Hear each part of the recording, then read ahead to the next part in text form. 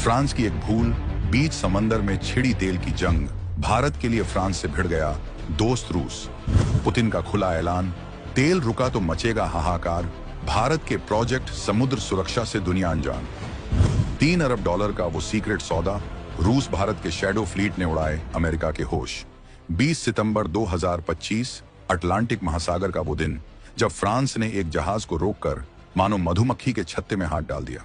फ्रांसीसी नौसेना को लगा कि उन्होंने एक मामूली बिना झंडे वाले जहाज को पकड़ा है, लेकिन वो इस बात से अनजान थे कि उन्होंने भारत और रूस के उस गुप्त ऊर्जा नेटवर्क की दुखती रग पर हाथ रख दिया था, जो दुनिया की भू राजनीति को बदलने की ताकत रखता है। जैसे ही ये खबर मॉस्को पहुंची, राष्ट्रपति पुतिन का गुस्सा 7वें आसमान पर था। उन्होंने इसे सीधे सीधे समुद्री डकैती करार दिया और दुनिया को चेतावनी दी कि ऐसे समुद्री डाकुओं को खत्म कर दिया जाता है। पुतिन ने कहा कि अगर रूसी तेल की सप्लाई रोकी गई तो वैश्विक बाजार में ऐसा हाहाकार मचेगा जिसे कोई संभाल नहीं पाएगा। ये सिर्फ एक तेल टैंकर की कहानी नहीं है, बल्कि उस महाअभियान की पहली झलक है जिसने भारत को वैश्विक ऊर्जा के खेल का एक ऐसा साइलेंट किंग बना दिया है जिसकी चालों को समझना अब अमेरिका और यूरोप के बस की बात नहीं रही। ये उस गुप्त रणनीति का पर्दाफाश है जिसमें भारत ने बिना एक भी गोली चलाए चीन और पाकिस्तान को ऊर्जा की रेस में मीलों पीछे धकेल दिया है। हम आपको बताएंगे इस धमाकेदार खबर की पूरी कहानी, तो बने रहिएगा वीडियो पर और इस संबंध में आपके जो भी विचार हों कमेंट में लिखकर जरूर बताइएगा। फ्रांस की एक गलती और पुतिन का रौद्र रूप। कहानी की शुरुआत होती है अटलांटिक महासागर के उस हिस्से से जिसे दुनिया का सबसे व्यस्त समुद्री रास्ता माना जाता है।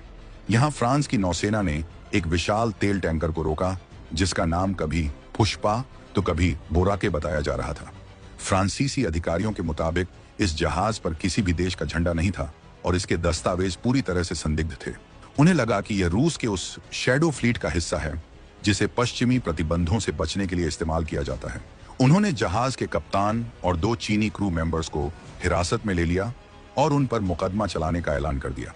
फ्रांस के राष्ट्रपति इमैनुअल मैक्रो ने इसे अपनी एक बड़ी कामयाबी के तौर पर पेश करने की कोशिश की, लेकिन उन्हें इस बात का अंदाजा नहीं था कि उन्होंने अनजाने में उस चिंगारी को हवा दे दी है जो एक बड़ी आग में तब्दील होने वाली थी। ये खबर जैसे ही रूस पहुंची, क्रेमलिन में बैठे व्लादिमीर पुतिन ने इसे रूस की संप्रभुता पर सीधा हमला माना। उनका बयान किसी भी डिप्लोमेटिक भाषा से कोसों दूर एक सीधी और खुली धमकी थी। उन्होंने कहा, यह समुद्री डकैती है और ऐसे डाकुओं का एक ही इलाज है, उन्हें खत्म कर देना। पुतिन ने साफ किया कि उस जहाज पर कोई हथियार या ड्रोन नहीं थे, वो सिर्फ एक एनर्जी कार्गो था जो भारत जा रहा था। उन्होंने चेतावनी दी कि अगर रूस के तेल को रोका गया तो दुनिया की अर्थव्यवस्था घुटनों पर आ जाएगी, क्योंकि रूसी तेल के बिना वैश्विक बाजार चल ही नहीं सकता। पुतिन का यह गुस्सा सिर्फ एक जहाज के पकड़े जाने पर नहीं था, बल्कि उस गुप्त सिस्टम के उजागर होने के डर से था जिसे भारत और रूस ने मिलकर पिछले कई सालों में तैयार किया था। ये वो सिस्टम है जो भारत को दुनिया की सबसे सस्ती और सुरक्षित ऊर्जा सप्लाई सुनिश्चित करता है, और यही बात अमेरिका और यूरोप को खटक रही है। फ्रांस की यह कार्रवाई असल में भारत की बढ़ती ताकत को रोकने की एक नाकाम कोशिश थी, लेकिन इस एक घटना ने दुनिया के सामने उस छुपे हुए सच को लाकर रख दिया जिसे भारत और रूस अब तक पर्दे के पीछे से चला रहे थे। भारत रूस का शैडो फ्लीट, वो गुप्त नेटवर्क जिसने दुनिया को दिया चकमा। अब सवाल उठता है कि आखिर ये शैडो फ्लीट है क्या और कैसे भारत इसका इस्तेमाल करके दुनिया की आंखों में धूल झोंक रहा है। तो समझिए, ये कोई मामूली जहाजों का बेड़ा नहीं है, ये उन अदृश्य टैंकरों का एक नेटवर्क है जिनका कागजों पर कोई मालिक नहीं, कोई देश नहीं और कोई झंडा नहीं। इन्हें न्यूट्रल फ्लैग फ्लीट भी कहा जाता है। जब यूक्रेन युद्ध के बाद पश्चिमी देशों ने रूस पर कड़े प्रतिबंध लगाए और उसके तेल को खरीदने पर रोक लगा दी, तब भारत ने एक ऐसा रास्ता निकाला जो किसी ने सोचा भी नहीं था। भारत ने रूस के साथ मिलकर एक शैडो लॉजिस्टिक्स नेटवर्क तैयार किया। इस नेटवर्क के तहत ये जहाज रूस के प्रिमोर्स्क जैसे टर्मिनलों से कच्चा तेल लेकर निकलते हैं, लेकिन ये सीधे भारत नहीं आते। यहीं से शुरू होता है असली खेल। भारत ने इसके लिए एक डबल राउटिंग स्ट्रेटजी बनाई है। इसके तहत ये जहाज पहले किसी न्यूट्रल देश जैसे यूएई, ग्रीस या ओमान के पास जाते हैं। वहां इनके दस्तावेज बदले जाते हैं, इनकी पहचान बदली जाती है और इन्हें एक नई मंजिल दे दी जाती है। इस पूरी प्रक्रिया में कहीं भी ये जाहिर नहीं होता कि इस तेल का असली खरीदार भारत है। पश्चिमी देशों के सैटेलाइट और खुफिया एजेंसियां देखती रह जाती हैं और ये जहाज अपना रास्ता बदलकर सुरक्षित तरीके से भारत के बंदरगाहों पर पहुंच जाते हैं।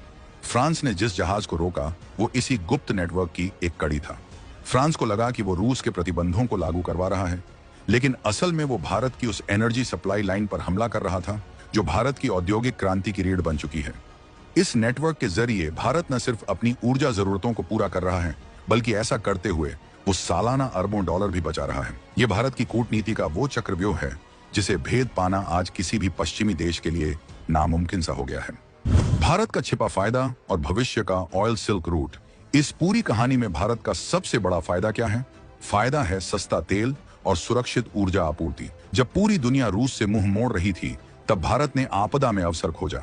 भारत ने रूस से $70 प्रति बैरल से भी कम कीमत पर कच्चा तेल खरीदना शुरू कर दिया, जबकि अंतर्राष्ट्रीय बाजार में इसकी कीमत कहीं ज्यादा थी। इस एक डील से भारत को हर साल लगभग $3 अरब का सीधा फायदा हो रहा है। आज भारत रूस से हर दिन 1.8 मिलियन बैरल से ज्यादा तेल खरीद रहा है, जो अमेरिका और यूरोप की कुल मांग से भी ज्यादा है। इस सस्ते तेल ने भारत को 2 बड़े फायदे दिए हैं। पहला, भारत की ऊर्जा लागत कम हो गई, जिससे महंगाई को काबू में रखने में मदद मिली। दूसरा, भारत के उद्योगों को चीन के मुकाबले सस्ता ईंधन मिला, जिससे वैश्विक बाजार में भारतीय उत्पादों की कंपेटिटिवनेस बढ़ गई। लेकिन कहानी यहीं खत्म नहीं होती। पुतिन और भारत का प्लान इससे कहीं ज्यादा बड़ा है। पुतिन का असली लक्ष्य रूस से भारत तक एक ऐसा सी एनर्जी कॉरिडोर बनाना है जो यूरोपीय जलमार्गों को पूरी तरह से बाईपास कर दे। इस रास्ते को नॉर्थ साउथ मैरीटाइम कॉरिडोर का नाम दिया गया है। ये मार्ग आर्कटिक से शुरू होकर स्वेज कैनाल के रास्ते सीधे भारत के पश्चिमी तट तक आएगा। अगर ये कॉरिडोर पूरी तरह से सक्रिय हो गया तो ये भारत के लिए एक रणनीतिक जीत होगी। भारत बिना किसी यूरोपीय देश के दखल के सीधे रूस से ऊर्जा आयात कर सकेगा। ये भविष्य का वो ऑयल सिल्क रूट होगा जो ऊर्जा के खेल में खाड़ी देशों की बादशाहत को सीधी चुनौती देगा और भारत को इस खेल का नया पावर हाउस बना देगा। फ्रांस और बाकी यूरोपीय देश इसी भविष्य से डरते हैं।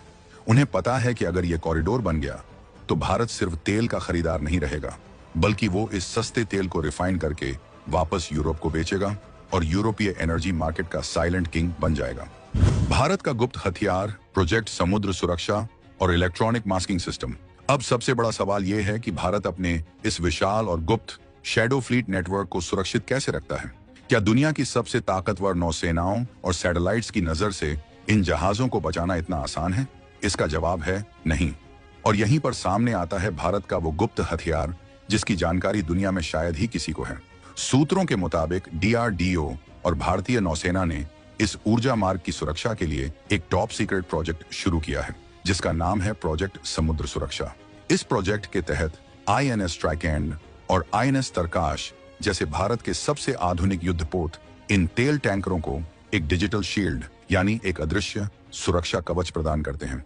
ये डिजिटल शील्ड समुद्र में मौजूद किसी भी NATO ट्रैकिंग सिस्टम को ब्लाइंड कर देती है, यानी उन्हें कुछ भी दिखाई नहीं देता। लेकिन असली खेल इससे भी एक कदम आगे का है। इन शैडो टैंकरों में रूस और भारत ने मिलकर एक इलेक्ट्रॉनिक मास्किंग सिस्टम लगाया है। ये कोई साधारण जैमर नहीं है, बल्कि एक ऐसी तकनीक है जो दुश्मन के सैटेलाइट ट्रैकर्स को भ्रमित कर देती है। ये सिस्टम जहाज की लोकेशन को बदल सकता है, रडार पर उसे एक छोटी मछली जैसा दिखा सकता है या फिर उसे पूरी तरह से गायब कर सकता है। यही वजह है कि जब फ्रांस ने इस जहाज को पकड़ा तो वो हैरान थे कि ये जहाज किसी भी देश के सिस्टम में रजिस्टर क्यों नहीं है। असल में वो कोई आम जहाज नहीं, बल्कि Indo Russian stealth merchant system से लैस एक घोस्ट शिप था। ये तकनीक ही भारत की असली ताकत है, जो पश्चिमी देशों की नींद उड़ाए हुए है। जब पुतिन ने कहा था कि बिना रूसी तेल के दुनिया नहीं चलेगी, तो वो असल में भारत की ऊर्जा सुरक्षा की ढाल बनकर बोल रहे थे। वो दुनिया को ये संदेश दे रहे थे कि भारत अब अकेला नहीं है और भारत की ऊर्जा सप्लाई लाइन पर हमला रूस पर हमला माना जाएगा। ये बयान भारत के लिए एक ऐसा कवच है जो पश्चिमी देशों को भारत पर किसी भी तरह का दबाव बनाने से रोकता है। ऊर्जा के इस नए खेल में भारत ने चीन और पाकिस्तान दोनों को बहुत पीछे छोड़ दिया है और दुनिया को दिखा दिया है कि ये 2025 का नया भारत है जो अपनी तकदीर खुद लिखता है।